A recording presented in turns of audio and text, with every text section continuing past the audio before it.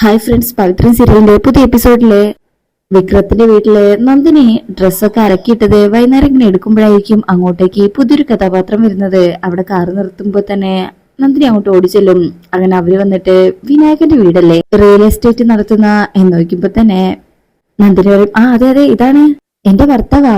അപ്പൊ അവള് പറയും, ആണോ എന്നാ ഒന്ന് വിളിക്കോ, എന്താ കാര്യം? അപ്പൊ അവര് പറയും, ഒരു വീടിന്റെ കാര്യത്തിനാ, ഇപ്പൊ വിളിക്കാം കയറി ഇരിക്കേ. അപ്പോ ആ കുട്ടി പറയും, വേണ്ട വിളിച്ചാ മതി. അപ്പൊ നന്ദിനി വിനായകേട്ടനെ വിളിക്കും, എന്താടി ഇവിടെ വരുമോ? അങ്ങനെ വരുമ്പോ തന്നെ ആ കുട്ടീനെ കാണിച്ചു കൊടുക്കും. അപ്പൊ തന്നെ ആ പെൺകുട്ടി വിനായകനെ നോക്കി കൈ കൊടുക്കുമ്പോ നന്ദിനിക്ക് ഇഷ്ടപ്പെടുന്നില്ല. അത് മനസ്സിലാക്കുമ്പോ വിനായകൻ കൈ കൊടുക്കാതെ നമസ്കാരം കാണിക്കും. എന്റെ പേര് രമ്യ, ഞാൻ വീടിന്റെ ആവശ്യത്തിന് വിളിച്ചിരുന്നല്ലോ. വിനായകൻ പറയുക, ആ കാണുന്നതാ വീട്, ഈ കയറ്റം കയറിയാല് വലതു ഭാഗത്ത് ആദ്യം കാണുന്ന വീട്, അങ്ങോട്ട് പൊക്കോ ഞാൻ വരാം. രമ്യ പറയും, ശരി വിനേട്ടാ, ശരി ചേച്ചി എന്ന് പറഞ്ഞ് കാറിൽ കയറി പോകും. ഈ പോക്ക് നന്ദിനിക്ക് എത്രയ്ക്കൊക്കെ ഇഷ്ടപ്പെട്ടിട്ട് വിനേട്ടൻ അങ്ങനെ ഞാൻ മാത്രം വിളിക്കാറുള്ളല്ലോ. അപ്പോഴേക്ക് വിനായകൻ പറയും, ദാ ആ പോണതേ അവിടെ പുതുതായി താമസിക്കാൻ വന്നവരാ, കുറച്ചു ദിവസം ഇവിടെ കാണും. ഞാൻ ആ വീട് കാണിച്ചു കൊടുത്ത് കമ്മീഷനും വാങ്ങിച്ചോണ്ട് ഇപ്പൊ ഇങ്ങോട്ട് വരാം. നന്ദിനിക്ക് അങ്ങോട്ട് പിടിച്ചിട്ടില്ല. എന്ന് പറഞ്ഞ അങ്ങനെ നിക്കാ. വിനായകൻ വേഗം പൈസ കിട്ടുന്ന കാര്യല്ലേ, അവിടെ ഓടിപ്പോകും. അപ്പോഴേക്കും വേദ അങ്ങോട്ട് വരും, കമലയും വരും. ആരാ നന്ദിനി അത്? ആ അതോ, ആ പുതിയൊരു വീടില്ല അവിടെ താമസിക്കാൻ വേണ്ടി വന്നൊരു പെണ്ണ. വിനേട്ടനാ ആ വീട് ശരിയാക്കി കൊടുത്തത്. ഇവര് നോക്കുമ്പോ തന്നെ ആ കുട്ടി ഇങ്ങനെ കാറിന്ന് ഇറങ്ങി ആ വീടിന്റെ മുറ്റത്ത് ഇങ്ങനെ നിൽക്കുന്നതൊക്കെ കാണാം. അത്രയും അടുത്താണ്. അപ്പോ നന്ദിനി പറയും, കണ്ട അവളത്രയ്ക്ക് വെടുപ്പാണെന്ന് തോന്നുന്നില്ല. കമല പറയും, ഒരാളെ കാണുമ്പോഴേക്കും അയാളെ കുറിച്ച് ഇങ്ങനെയൊക്കെ പറയാൻ നിനക്ക് എങ്ങനെ നന്ദിനി കഴിയുന്നേ? നന്ദിനി പറയും, അതല്ല വിനേട്ടനെ കണ്ടപ്പോഴേ അവള് ഷേക്കാൻ്റെ കൊടുക്കാൻ കഴിഞ്ഞിട്ട് ഹലോ എന്നൊക്കെ. വിനേട്ടൻ പിന്നെ ഡീസന്റ് ആയതുകൊണ്ട് തൊഴുതതേ ഉള്ളൂ. വേദ പറയും, അതൊരുപക്ഷെ നന്ദിനി അടുത്ത് കാണുന്നു മേടിച്ചിട്ടായിരിക്കും. അതൊന്നല്ല, എന്റെ വിനേട്ടനെ എനിക്കറിയാം. അപ്പോഴായിരിക്കും വിക്രം പുറത്തു പോകാനായിട്ട് ഇറങ്ങി വരുന്നത്. അമ്മയ്ക്കും ഇറങ്ങിയോ സർക്കിട്ടിന്, ഇനി എപ്പോഴാണ് അവ തിരിച്ചു വരവ്? ഞാൻ ആദ്യമായിട്ടൊന്നുമല്ലോ എവിടുന്ന് പോകുന്നത്. അപ്പോഴേക്കും വിക്രത്തിനൊരു കോള് വരും. വിനയനെ വിളിക്കുന്നത്. ഇങ്ങനെന്തിനാ എന്നെ വിളിക്കുന്നേ എന്ന് പറഞ്ഞോണ്ട് ആ കോൾ എടുക്കും. ഹലോ എന്താ? വിനയൻ ചോദിക്കും, നിനക്ക് പോയിട്ടല്ല തിരക്കുണ്ടോ? എന്തേ? വിനയൻ പറയും, ഒരു മിനിറ്റ് ഞാനിപ്പോ വരാം. ഒരു പെൺകൊച്ചുണ്ടല്ലോ രമ്യ, അവളോട് ഇപ്പൊ വരാന്ന് പറഞ്ഞ അവിടുന്ന് പോകും. അങ്ങനെ വിക്രം അമ്മയോട് ചോദിക്കും, വിനായകൻ ചേട്ടൻ എവിടെ പോയതാ? ദാ ആ വീട്ടിലേക്ക്. അപ്പോ എന്തിനോട്ട് പോയതെന്നുള്ള കാര്യം നല്ല വ്യക്തമായിട്ട് നന്ദിനി പറഞ്ഞു കൊടുക്കും. അങ്ങനെ വിനായകൻ ഓടി വന്നിട്ട് പറയും, നിന്റെ ഒരു ഹെൽപ്പ് വേണം. എന്ത്? അതോ ആ വീട്ടിലൊരു പുതിയ വീട്ടു താമസത്തിന് വന്നിട്ടുണ്ട് ഒരു പെൺകുട്ടി, അവളുടെ സാധനങ്ങളൊക്കെ ഒന്ന് ഇറക്കി കൊടുക്കാൻ. വിക്രം അപ്പൊ തന്നെ തല തിരിഞ്ഞിട്ട് പറയും, എനിക്ക് പറ്റില്ല. അപ്പൊ വിനായകൻ പറയും, ചോദിച്ച ക്യാഷ് ഇട്ടൂടെ? വിക്രമിന് ചാടി കടിക്കാ എന്ന് ഇയാൾക്ക് അങ്ങ് ചെയ്തൂടെ? എനിക്കതിനുള്ള ആരോഗ്യമില്ലല്ലോ. അനിയനെ പറഞ്ഞു വിടാന്ന് ഞാൻ പറഞ്ഞു പോയി. ദാ ആ കുട്ടിയുടെ കാത്തു നിൽക്കാ, നീ ഇല്ലെന്ന് പറയില്ലേ? പറഞ്ഞു പോയി അമ്മേ, അതാ. അപ്പൊ കമലം പറയും, ഒന്ന് പോയി സഹായിച്ചു കൊടുക്കട വിക്രം. ഒന്നുമില്ലെങ്കിലും അയൽപ്പക്കത്ത് വന്ന കൂട്ടരല്ലേ. വിക്രം വണ്ടിന്ന് നിനക്ക് ഇതിന് വേറെ ആരെയും കിട്ടിയില്ല ഇല്ലെന്ന് പറയുമ്പോ ഹോ എന്ന് പറഞ്ഞ് മുഖം തിരിച്ചുകൊണ്ട് വിക്രം അവിടുന്ന് പോവാണ്. ശേഷം കമല് അതുപോലെ വേദയും അവിടുന്ന് പോകും. ഇത് കഴിഞ്ഞാല് എന്തിനാ ഷെയ്ക്കാൻ്റെ കൊടുത്തപ്പോ നിങ്ങൾ കൈനീട്ടാൻ പോയതെന്ന് ചോദിച്ചുകൊണ്ട് നന്ദിനി വിനയനോട് ചാടിക്കളിക്കാം. പിന്നെ ചോദിക്കും, ഞാൻ മാത്രം വിളിക്കുന്ന പേരാ വിനയേട്ടനെ, പിന്നെ ഇതിനകത്ത് അവള് വിളിച്ചത്? വിനയൻ ചോദിക്കും, ആണോ ഞാൻ കേട്ടില്ലല്ലോ. നന്ദിനി പറയും, ഇത് മനുഷ്യ ഇനിയല്ല സെറ്റപ്പ് പരിപാടിയാണെങ്കിൽ പോയി ഇടുന്നേ എന്ന് പറഞ്ഞുകൊണ്ട് വിനായകനകത്തേക്ക് പോകും. നന്ദിനിക്ക് പരമായ സംശയം. പിന്നെ വിചാരിക്കും, അല്ലെങ്കിൽ ഇത്രയും നല്ല പെൺകുട്ടിയൊന്നും ഇയാളെ ഇഷ്ടപ്പെടാൻ പോകുന്നില്ല എന്ന് പറഞ്ഞ സമ്മതിക്കും. പിന്നീട് കാണിക്കുന്നത് വിക്രം അവളുടെ രമ്യയുടെ വീട്ടിലേക്കുള്ള സാധനങ്ങൾ കൊണ്ടുവന്നല്ലോ, അതൊക്കെ ഇങ്ങനെ അകത്തേക്ക് എടുത്തു വെക്കാനായിട്ട് നിക്കണേ. അപ്പോ രമ്യയാണെങ്കിൽ വിക്രത്തെ കണ്ടിട്ടില്ല, വിക്രമും തിരിച്ചു കണ്ടിട്ടില്ല. അവര് രണ്ടുപേരും അവരുടേതായ ജോലിയിൽ, അതായത് വിക്രം സാധനങ്ങൾ എടുത്തു വെക്കുന്ന തിരക്കിലും രമ്യ ഫോണിൽ ഇങ്ങനെ എന്തോ നോക്കിക്കൊണ്ടിരിക്കുക. അങ്ങനെ കട്ടിലും മറ്റു സാധനങ്ങളൊക്കെ അവിടെ അകത്ത് കൊണ്ടുപോയി വെച്ച് തിരിച്ചു വരുമ്പോഴും രമ്യ അതേ നിർത്താൻ നിൽക്കണേ. വിക്രം ഇങ്ങനെ നോക്കുന്നുണ്ടെങ്കിലും ആൾ തിരിഞ്ഞു നോക്കുന്നില്ല. പിന്നെ ആ ഡ്രൈവറോട് പറയും, ബാക്കി നിങ്ങൾക്ക് എടുത്ത് വെക്കാവുന്നതേ ഉള്ളൂ. അങ്ങനെ വിക്രം പറയും, ഹലോ വീട്ടിലുള്ളതൊക്കെ അകത്തെടുത്ത് വെച്ചിട്ടുണ്ട്. രമ്യ പറയും, സോറി കേട്ടോ, ഞാൻ ഫോണിൽ ഒരു മെസ്സേജ് അയക്കായിരുന്നു. ശരി എന്ന് പറഞ്ഞ വിക്രം ഇറങ്ങുമ്പോ, ഹലോ എത്രയാണെന്ന് പറഞ്ഞില്ല? വിക്രം ചോദിക്കും, എന്ത് കൂലി? നേരത്തെ വന്ന വിനായകൻ കൂലിക്കൊരാളെ വിടാന്നാ പറഞ്ഞിരുന്നത്. വിനായകന് ഇങ്ങനെയാണ് പറഞ്ഞതെന്ന് പറയുമ്പോ വിക്രത്തിന് ദേഷ്യം വരും. അയാളോട് ചോദിച്ചിട്ട് കൊടുത്താൽ മതി എന്ന് പറഞ്ഞുകൊണ്ട് അവിടുന്ന് പോകും. ആളൊരു കൽപ്പനാണെന്ന് രമ്യക്ക് മനസ്സിലായിട്ടുണ്ട്. പിന്നീട് കാണിക്കുന്നത് അനിയൻകുട്ടനും ജോസഫും വിക്രമും കൂടെ, അതായത് ഒരു സ്ഥലത്ത് ഇങ്ങനെ ഇരിക്കുക. അനിയൻകുട്ടനും മറ്റു രണ്ടുപേരും കൂടെ അവിടെ നിന്ന് തിരുമ്പാണ്. വിക്രം എന്തോ ആലോചനയില്ല. അപ്പൊ അങ്ങോട്ടേക്ക് ഓട്ടോറിക്ഷയില് രാധ വരികയാണ്. വന്നല്ലോ വനമാല എന്നിങ്ങനെ അനിയൻകുട്ടനും ഫ്രണ്ട്സും പറയുന്നുണ്ട്. വിക്രമേട്ടാ, നിങ്ങൾ എന്നോട് എന്ത് പറഞ്ഞിട്ടാ ഹോസ്പിറ്റലിൽ നിന്ന് വന്നത്? വിക്രം ഒന്നും മിണ്ടാതെ നിൽക്കുമ്പോ, എന്താ മിണ്ടാട്ട മുട്ടിപ്പോയോ? അപ്പൊ ഫ്രണ്ട്സ് ചോദിക്കും, നീ എന്താടാ പറഞ്ഞത്? എന്താ മറന്നുപോയോ? രാധ വയ്ക്കുമ്പോ വിക്രം പറയും, ഹോസ്പിറ്റലിൽ വെച്ച് ഞാൻ അങ്ങനെ ഒരു നുണ പറഞ്ഞതായിരുന്നു. രാധയ്ക്ക് എന്ത് വിക്രം പറയും എന്റെ സ്വര്യം കെടുത്താൻ വരേണ്ടത് എന്റെ ജീവിതത്തിൽ എന്നും വേദയായിരിക്കുന്നേ ഞാൻ നിന്നോട് മുമ്പ് പറഞ്ഞിട്ടുള്ളതല്ലേ എന്നിട്ട് നീ എന്തിനാ ഇങ്ങനെ പുറകെ നടക്കുന്നത് എന്നോട് നിനക്ക് അങ്ങനെ എന്തെങ്കിലും തോന്നലുണ്ടെങ്കിൽ അത് അവസാനിപ്പിച്ചോളാൻ ഞാൻ നിന്നോട് എത്ര തവണ പറഞ്ഞു ഇനി അങ്ങനെ ആ കാര്യം പറഞ്ഞുകൊണ്ട് വന്നാൽ എന്റെ പെരുമാറ്റം ഒരുപക്ഷെ ഇങ്ങനെ ആയിരിക്കില്ല രാധ പറയും മതി ഇത് നിങ്ങളിൽ നിന്നും നേരിട്ട് കേൾക്കാനാണ് ഞാൻ ഇങ്ങോട്ട് വന്നത് പക്ഷെ ഒന്നുണ്ട് വിക്രമേട്ടാ നിങ്ങളെ ആ പെണ്ണിനെയും സുഖമായിട്ട് ജീവിക്കാൻ സ്വസ്ഥമായി ജീവിക്കാൻ ഞാൻ സമ്മതിക്കുന്നത് നിങ്ങൾ വിചാരിക്കുന്നുണ്ടോ വിക്രം പറയും ഹാ നീ ചെയ്യ് നിനക്ക് ചെയ്യാൻ പറ്റുന്നോ നീ ചെയ്യ് ബാക്കി ഞാൻ നോക്കിക്കോളാം രാധ പറയും ഇതിന് നിങ്ങൾ അനുഭവിക്കും നോക്കിക്കോ വിക്രം പറയും ഹാ അനുഭവിച്ചോളാം വിക്രം ഇങ്ങനെ പറയുന്ന നോക്കുമ്പോ രാധയ്ക്ക് അങ്ങ് സങ്കടാകും കരഞ്ഞോണ്ട് ഓട്ടോന്റെ അവിടെ നിന്ന് തിരിഞ്ഞു നോക്കുമ്പോ വിക്രം മൈൻഡ് ചെയ്യുന്നുണ്ടാവില്ല അങ്ങനെ രാധ കരഞ്ഞോണ്ട് ഓട്ടോ എടുത്താടുന്ന് പോകണേ രാധ പോയി കഴിയുമ്പോ വിക്രം നോക്കും വിക്രമിന്റെ അടുത്ത് അനിയൻകുട്ടൻ പറയും വിക്രം അവള് വെറുതെ ഇരിക്കുന്ന എനിക്ക് തോന്നുന്നില്ല വിക്രം പറയും ഹേയ് അവൾ എന്ത് ചെയ്യാനാ ജോസഫ് പറയും പെണ്ണുങ്ങൾ വിചാരിച്ചാൽ പ്രശ്നം ഉണ്ടാക്കാനാണോ ബുദ്ധിമുട്ട് നീ അവളെ പീഡിപ്പിച്ചു ഒരു കാച്ചങ്ങ് കാച്ചിയാലോ വിക്രം ചോദിക്കും എങ്ങനെ അപ്പൊ ജോസഫ് പറയും കേട്ട മതി പോലീസ് നിന്നെ അങ്ങ് തൂക്കിക്കൊണ്ടോ പിന്നെ അങ്ങനെ ചെയ്തിട്ടില്ലെന്ന് തെളിയിക്കേണ്ടത് നിന്റെ ഉത്തരവാദിത്തം നീ അവളും പല സ്ഥലങ്ങളിലേക്ക് ഒരുമിച്ച് പോയിട്ടുള്ളതായിട്ട് അവൾക്ക് തെളിയിക്കാൻ സാധിച്ച നിന്റെ കാര്യം ഹുതാഹുവ വിക്രം പറയും ഒന്ന് പോടാ അവൾ അങ്ങനെയൊന്നും ചെയ്യില്ല ജീവിതത്തിൽ ഇന്ന് വരെ അവളോടുന്നല്ല ഒരു സ്ത്രീയോടും എനിക്ക് അങ്ങനെ തോന്നിയിട്ടില്ല നിന്റെ ചുറ്റും പെൺഷാബായിട്ട് കറങ്ങാനല്ലേ രാധ പെൺഷാബോ അപ്പോ അനിയൻകുട്ടൻ പറയും അതെ നീ പെറ്റുവീണ അന്നു മുതൽ നിന്നെ സ്നേഹിക്കുന്ന രാധ നിന്നെ ശാപിക്കില്ലെന്നാണോ വിചാരിച്ചത് ഉറപ്പായും ചതിച്ചിരിക്കും പിന്നെ നീ അമ്പലത്തിൽ വെച്ച് ബലമായി താലി കെട്ടിയ രാധ അവള് നിന്നെ അനുഗ്രഹിച്ചിട്ടുണ്ടാവുന്നാണോ നീ വിചാരിക്കുന്നത് ജോസഫ് പറയും അത് ശരിയാ പെൺശാപം കൊണ്ടേ പോകൂ അങ്ങനെയാ പഴമക്കാര് പറയാറ് വിക്രം ചോദിക്കും നീ ഇപ്പൊ എന്തേ പറയുന്നത് അപ്പൊ അനിയൻകുട്ടൻ പറയും ഈ രണ്ട് പെണ്ണുങ്ങൾ കാരണം നീ കുടുങ്ങും അത്ര തന്നെ വിക്രമ് പിന്നെ അതേക്കുറിച്ച് ഇങ്ങനെ ആലോചിക്കും അതിനുശേഷം പിന്നീട് കാണിക്കുന്നത് ശ്രീനിവാസ് സാറിന്റെ അടുത്തേക്ക് എത്തിയിട്ട് ഈ കാര്യം പറയുമ്പോ ശ്രീനിവാസ് ചിരിച്ചിട്ട് പറയും ഇന്നു മുതലാടോ താൻ ശാപത്തിലൊക്കെ വിശ്വസിക്കാൻ തുടങ്ങിയത് നീയും അന്ധവിശ്വാസിയായി തുടങ്ങിയോ വിക്രം പറയും അതല്ല ശ്രീനിവാസ് സാറെ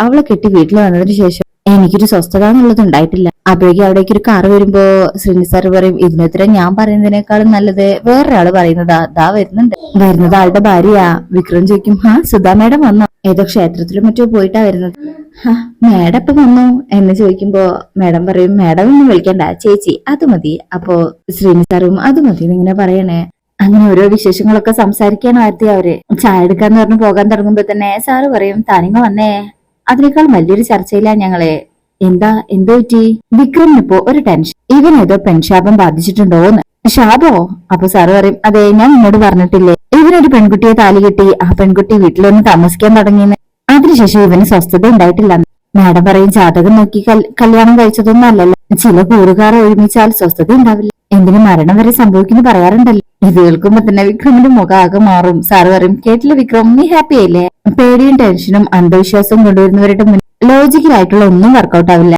ഇമാതിരി ഡയലോഗില് അവര് വീഴുകയും ചെയ്യും അപ്പൊ ആ ചേച്ചി പറയും അല്ല ഞാൻ വെറുതെ പറയുന്നല്ല ഇതിലൊക്കെ ഒരു ശാസ്ത്രമുണ്ട് സാറ് പറയും എന്ത് ശാസ്ത്രം ഇനി ശാസ്ത്രത്തെ കൂടെ വലിച്ചിട്ട് എന്നിട്ടാണല്ലോ ഇപ്പോ ഇന്ത്യക്ക് പുറത്തുള്ളവരൊക്കെ തമ്മിൽ വിവാഹം ചെയ്യുന്നത് മാഡം പറയും ഒരുമിച്ച് ജീവിക്കുന്നതും കുട്ടികൾ ഉണ്ടാകുന്നതും മാത്രമല്ലല്ലോ കുടുംബം അതിലേക്ക് ഇമാതിരി ദൈവവിശ്വാസവും ഭയവും എല്ലാം ചേരണം അപ്പോഴേ അതിനൊരു കെട്ടുറപ്പുണ്ടാവും ആയിക്കോട്ടെ എന്നാ അവന്റെ കുടുംബത്തിന് കെട്ടുറപ്പാനുള്ള ഒരു വഴി നീ അവന് പറഞ്ഞു കൊടുക്കുക അപ്പോഴേക്ക് എനിക്ക് കുറച്ച് ഫോൺ കോൾ തീർക്കാനുണ്ട് എന്ന് പറഞ്ഞു പോകാൻ തുടങ്ങുമ്പോ സുധാ മാഡം പിടിച്ചു വെക്കുക നിങ്ങൾ എന്നെ പരിഹസിക്കുന്നു വേണ്ട നിങ്ങളുടെ ജീവിതത്തിൽ ഓരോ കാര്യവും സംഭവിക്കുന്നതിന് മുമ്പ് നാരായണസ്വാമി ഒരു സൂചനകൾ വന്നിരുന്നോ അതിനനുസരിച്ച് നടന്നിട്ടുണ്ട് ഈ പറഞ്ഞ MLA സീറ്റ് വരെ ഉറപ്പാകുന്ന സ്വാമി പറഞ്ഞതല്ലേ ശ്രീനിവാസ് സാർ പറയും അതെ നെയ്യാറ്റിൻകര സ്വാമി പറഞ്ഞ സുധയ്ക്ക് വലിയ വിശ്വാസ നീ ഒന്ന് ശ്രമിച്ചു നോക്ക് വിക്രം നിന്നെ ബാധിച്ചിരിക്കുന്ന പ്രശ്നം എന്താന്ന് സ്വാമി ചിലപ്പോ പറഞ്ഞെന്നല്ല ഞാൻ ചെല്ലട്ടെ എന്ന് പറഞ്ഞ് ചിരിച്ചുകൊണ്ടായിരുന്നു പോകുമ്പോ സുധ വിക്രത്തിനോട് പറയും അങ്ങനെയൊക്കെ പറയും എന്നിട്ട് രഹസ്യമായിട്ട് എന്നെ നെയ്യാറ്റിൻകര നാരായണസ്വാമിയുടെ അടുത്തേക്ക് വിടുകയും ചെയ്യും ശരിയില്ലാത്തത് കൂടിച്ചേരുമ്പോ അല്ലെങ്കിൽ നമുക്കെതിരെ ദുർമന്ത്രവാദം ചെയ്യുമ്പോ അപ്പോഴൊക്കെ നമുക്ക് നെഗറ്റീവായിട്ടുള്ള കാര്യങ്ങൾ സംഭവിക്കും വിക്രം പറയും അയ്യോ എനിക്ക് ദുർമന്ത്രവാദത്തിലൊന്നും വിശ്വാസമില്ല അങ്ങനെയൊന്നും ആരും എനിക്കെതിരെ ചെയ്യുന്നില്ല സുധ പറയും അതൊക്കെ നമ്മുടെ വിശ്വാസം അതങ്ങനെ തന്നെ ഇരിക്കട്ടെ പക്ഷേ പോസിറ്റിവിറ്റിയിലും നെഗറ്റിവിറ്റിയിലും വിക്രത്തിന് വിശ്വാസം ഉണ്ടല്ലോ ചില സമയത്ത് നമുക്ക് നെഗറ്റീവ് കാര്യങ്ങൾ ബാധിച്ചുകൊണ്ടേയിരിക്കുന്നു തോന്നിയിട്ടുണ്ടോ അപ്പൊ വിക്രം പറയും അതുണ്ട് അപ്പം വിക്രം തീർച്ചയായിട്ടും കാണേണ്ടത് നെയ്യാറ്റങ്കര നാരായണൻ സ്വാമിയെ തന്നെ വിക്രം വിചാരിക്കുന്നത് പോലെ ഒരു സാധാരണ സ്വാമിയോ ജോത്സ്യനോ മന്ത്രവാദിയോ ഒന്നുമല്ല നാരായണ സ്വാമി വാട്ടർ അതോറിറ്റിയിൽ നിന്നും വോളണ്ടിയർ റിട്ടയർമെന്റ് വാങ്ങിച്ച ആളാ മനുഷ്യന് ചുറ്റുമുള്ള ഒരേ കുറിച്ചാ ആള് പഠിക്കുന്നത് മലയാള സിനിമയിലെ 2 സൂപ്പർ സ്റ്റാറുകൾ ആളിന്റെ അടുത്ത് സ്ഥിരം വരാറുണ്ട് ഇതൊക്കെ വിക്രം ചോദിക്കും ശരിക്കും സുധ മാഡം പറയും പല പ്രൊഡ്യൂസർമാരും പുള്ളിയുമായിട്ട് ചർച്ച ചെയ്തിട്ട് ബാക്കി കാര്യങ്ങൾ തീരുമാനിക്കും നമ്മുടെ ജീവിതത്തിലേക്ക് നെഗറ്റീവ് എനർജി ആയിട്ട് ഒരാള് വന്നാൽ മാത്രം അതോടുകൂടി ജീവിതം തകർന്നു പോകുന്ന അദ്ദേഹം പറയുന്നത്. എന്തെങ്കിലും വിഷമം വരുമ്പോഴൊക്കെ ശ്രീനേട്ടൻ എന്നെ അങ്ങോട്ട് പറഞ്ഞു വിടും. പിന്നെ സ്വാമി പറയും പോലെ അച്ചട്ടായിട്ട് നടക്കുകയും ചെയ്യും. പക്ഷെ പുള്ളിക്കാരൻ അത് പുറത്ത് കാണിക്കുകയില്ല. പാർട്ടി പ്രോഗ്രസീവ് പാർട്ടി എന്നല്ലേ, അപ്പൊ പിന്നെ എങ്ങനെയാ പുറത്തറിഞ്ഞ ആ പേരിന്റെ അർത്ഥം പോയാലോ എന്നുള്ള പേടിയാ. വിക്രത്തെ അങ്ങോട്ട് കൊണ്ടുപോകണമെന്ന് മൂപ്പർക്കും താല്പര്യമുണ്ട്. പക്ഷെ നേരിട്ട് പറയാനൊരു മടി. അതുകൊണ്ടാ ഇങ്ങനെയൊരു സിറ്റുവേഷൻ ഉണ്ടാക്കി അങ്ങോട്ട് പോയത്. ഒന്നും നോക്കണ്ട, എന്റെ കൂടെ വന്നാ മതി, ബാക്കിയൊക്കെ സ്വാമി നോക്കിക്കോളും. വിക്രം ഇങ്ങനെ ചിരിക്കുന്നുണ്ട്. അതിനുശേഷം പിന്നീട് കാണിക്കുന്നത് വിക്രമിന്റെ അച്ഛമ്മ മാറ്റി റെഡിയായി പോവാനിരിക്കുക. മോളെ, അപ്പോഴേക്കും കമലയും വേദയും കൂടെ അങ്ങോട്ട് വരും. അമ്മ ഇറങ്ങാറായോ? ആ മോളെ, ഇപ്പൊ തന്നെ 3 കഴിഞ്ഞില്ലേ, ഇപ്പൊ പോയാ സന്ധ്യ ആകുമ്പോഴേക്കും എനിക്ക് അവിടെ മാഷ് വന്നിട്ട് അമ്മയെ വണ്ടി വിളിച്ച് കൊണ്ടുപോയി ആക്കിക്കോളും. അച്ഛൻ പറയും, അതെന്തിനാ? അന്ന് ഞാൻ അവന്റെ ഭ്രാന്തിന് നിന്നേ ഉള്ളൂ. എനിക്കിഷ്ടം ലൈൻ ബസ്സിൽ കയറി പോവാൻ, നല്ല തമിഴ് പാട്ടും പിന്നെ പ്രകൃതി ഭംഗിയൊക്കെ ആസ്വദിച്ച് വീഡിയോ ഒക്കെ എടുത്ത് അങ്ങനെ പോകാം, എനിക്ക് അതാ ഇഷ്ടം. അപ്പൊ വേദ പറയും, എങ്കിൽ ഞാനും വരാം അച്ഛമ്മേ, കവല വരെ. ആയിക്കോട്ടെ, നമുക്ക് മിണ്ടിയും പറഞ്ഞും പോവാല്ലോ. നന്ദിനിയുടെ മുഖം കുറുമ്പ് പിടിച്ചു നിൽക്കുക. അച്ഛൻ പറയും, ശ്രീജയും വിഷവും വരുമ്പോ പറഞ്ഞാ മതി കമല. ശരി, അപ്പൊ നന്ദിനിക്കും ഇനിയെന്നാ അച്ഛമ്മ വരുന്നത്? എന്താ നന്ദിനി, നിനക്ക് വരുന്ന മാറി നിൽക്കാനാ? ഷോ, ഇതാ എന്റെ വിഷമം. അച്ഛമ്മയുടെ ആണെങ്കിൽ നല്ല കാര്യം ചോദിക്കാൻ പറ്റില്ല, ഞാനൊരു തമാശ പറഞ്ഞതല്ലേ. അപ്പൊ നന്ദിനി പറയും, വേദനിപ്പിക്കുന്ന തമാശ അച്ഛമ്മ എന്നോട് മാത്രമേ പറയൂ, അതെനിക്ക് വിഷമാ. അച്ഛൻ പറയും, എങ്കിലും ഇത് ഞാൻ വേദയോട് പറയാം പോരെ? ഇത് കേൾക്കുമ്പോ വേദയും കമലയും എല്ലാരും ചിരിക്കും. വാ മോളെ പോവാം എന്ന് പറഞ്ഞ് പോകാൻ തുടങ്ങുമ്പോ ഇവിടെ ആരും ഇല്ലേ എന്നെ വിളി കേൾക്കുമ്പോ എല്ലാരും അങ്ങോട്ട് ശ്രദ്ധിക്കും. നന്ദിനി വേഗം പുറത്തേക്ക് ചെന്ന് നോക്കുമ്പോ അപ്പുറത്തേക്ക് താമസത്തിന് വന്ന രമ്യാണേ എന്തോ സ്വീറ്റ്സ് ആയിട്ട് വന്നിരിക്കണേ. അപ്പോഴേക്ക് അച്ഛമ്മയും കമലയും വേദയും അങ്ങോട്ട് വരും. അങ്ങനെ നന്ദിനി ആരാന്നൊക്കെ പറഞ്ഞു കൊടുക്കും. എന്റെ പേര് രമ്യ. അപ്പോഴേക്കും നന്ദിനി വരും, എന്റെ പേര് നന്ദിനി, ഇത് അമ്മ കമല, ഇത് രമണി. അച്ഛമ്മ വേദയെ പരിചയപ്പെടുത്തി കൊടുക്കുന്നില്ല. അച്ഛമ്മ പറയും, ഇതാ ഇനിയും ആളുകളുണ്ട്, ഇത് വേദ, ഇവിടുത്തെ ഇളയവന്റെ ഭാര്യയാ. അപ്പോ രമ്യ പറയും, ആ അറിയാം, വിക്രമിനെ ഞാൻ കണ്ടിരുന്നു. സാധനങ്ങൾ എടുക്കാൻ സഹായിക്കാൻ വിക്രമ വന്നത്. അടുത്തുള്ള അയൽപ്പക്കങ്ങളിലേക്കൊക്കെ ഒന്ന് പരിചയപ്പെടാന്ന് കരുതി. നോക്കുമ്പോ അധികം വീടുകളൊന്നുമില്ല. അച്ഛമ്മയ്ക്കും അക്കുട്ടി എന്ത് ചെയ്യുന്നു? ഞാനൊരു സോഫ്റ്റ്വെയർ കമ്പനിയിൽ. വേദ ഏത് കമ്പനിന്ന് ചോദിക്കുമ്പോ അതൊക്കെ ഡീറ്റെയിൽ ആയിട്ട് പറയും. ഇതൊരു വൈറസിന്റെ പേരാണല്ലോ എന്ന് അച്ഛമ്മ പറയുമ്പോ രമ്യ പറയും, അച്ഛമ്മ പൊളിയാണല്ലോ. അതെ അച്ഛമ്മ, അക്കാലത്ത് തുടങ്ങിയ കമ്പനി ആയതുകൊണ്ടാ ആ പേരിട്ടത്. ഇത് കുറച്ച് സ്വീറ്റ്സ് ആണ്, താമസം ആരംഭിച്ചതിന്റെ സന്തോഷത്തില് എന്ന് പറഞ്ഞ അമ്മയുടെ കയ്യിൽ കൊടുക്കും. എനിക്ക് ചെല്ലട്ടെ, വിശദമായിട്ട് എല്ലാരെയും പിന്നെ പരിചയപ്പെടാം, കുറച്ച് തിരക്കുണ്ട്, പോയിട്ട് വരാവേ എന്ന് പറഞ്ഞ് രമ്യ ഇവിടുന്ന് പോകും. എന്നാ നമുക്ക് ഇറങ്ങിയാലേ അച്ഛമ്മേ എന്ന് വേദ പറയുമ്പോ അച്ഛമ്മയ്ക്കും ആ പെൺകുട്ടിയുടെ പേരെന്താന്ന് പറഞ്ഞു. രമ്യ. എന്താ അച്ഛമ്മേ, അവളുടെ ഒരു ഇത് ശരിയല്ല. കമല പറയും, കണ്ടാലൊരു പാവം കുട്ടിയാണല്ലോ അമ്മേ. നോക്കാം, എന്നാ പിന്നെ ഇറങ്ങാൻ മോളെ എന്ന് പറഞ്ഞിട്ട് അവിടുന്ന് പോകും. ഈ സമയത്ത് നന്ദിനി വിചാരിക്കും, സാമുദ്രികയോ? അതെന്താ? സമുദ്രം എന്നൊക്കെ കേട്ടിട്ടുണ്ട്, ഇനി അവളുടെ അച്ഛൻ കടലിൽ പോകുന്നതാണോ? അതിനിപ്പോ ഈ തള്ളക്ക് എന്താ? അതിനുശേഷം പിന്നീട് കാണിക്കുന്നത് സുധാ മേഡം വിക്രത്തിനെ കൂട്ടി ആ സ്വാമിയെ കാണാൻ എത്തിയിരിക്കുക. അങ്ങനെ കാണിക്കുന്നതൊക്കെ കണ്ടിട്ട് വിക്രത്തിനെ ഇഷ്ടപ്പെടുന്നില്ല. വിക്രം എന്നല്ലേ പേര്? അതെ. അപ്പൊ സ്വാമിക്കും സ്ത്രീകളാണ് വിക്രത്തിന്റെ പ്രശ്നം. അത് കേൾക്കുമ്പോ വിക്രത്തിന് അങ്ങ് ഞെട്ടല് വരണേ. അങ്ങനെ കാര്യങ്ങളൊക്കെ സംസാരിക്കും. അതിനുശേഷം പിന്നീട് വിക്രം അതൊക്കെ വിശ്വസിച്ച് വീട്ടിലെത്തിയിട്ട് പറയും, നാരായണ സ്വാമി പറയുന്നത് വിഷകന്യകയെ പോലെ കുഴപ്പം പിടിച്ചൊരു പെണ്ണ് എന്റെ ജീവിതം തകർക്കാൻ വന്നിട്ടുണ്ടെന്ന്. ഇത് കേൾക്കുമ്പോ അവിടെയുള്ള എല്ലാരും ഞെട്ടും. അപ്പോ വിക്ഷം ചോദിക്കും, എടാ അതേത് പെണ്ണ്? അപ്പൊ വിക്രം പറയും, ആ വേദ, അല്ലാണ്ടാരെ. ഇത് കേൾക്കുമ്പോ എല്ലാരും അങ്ങ് ഞെട്ടിപ്പോ. മിക്കവാറും സ്വാമി ഉദ്ദേശിച്ചത് പുതുതായി വന്ന പെൺകുട്ടിയായിരിക്കാം. പിന്നീട് കാണിക്കുന്നത് രാത്രിയിൽ അച്ഛൻ വരുമ്പോ വേദയോട് പറയും, ഒരു വെള്ളാരം കല്ല് മാത്രമായി തീരരുത്, ഒരു പെൺകുട്ടി ഇല്ലാണ്ടായി പോയാ അച്ഛന്റെ അപേക്ഷയുമായി കണ്ട മതി എന്ന് പറഞ്ഞ അച്ഛൻ വീണ്ടും വേദയെ പിന്തിരിപ്പിക്കാൻ ശ്രമിക്കുന്നുണ്ട്. അപ്പൊ ഇങ്ങനെയൊക്കെയാണ് ഈ ഭാഗത്തുള്ളത്. ഈ റിവ്യൂ ഇഷ്ടപ്പെട്ടിട്ടുണ്ടെങ്കിൽ ചാനൽ എല്ലാവരും ലൈക്ക് ചെയ്ത് സബ്സ്ക്രൈബ് ചെയ്ത് സപ്പോർട്ട് ചെയ്തേക്കണേ. താങ്ക്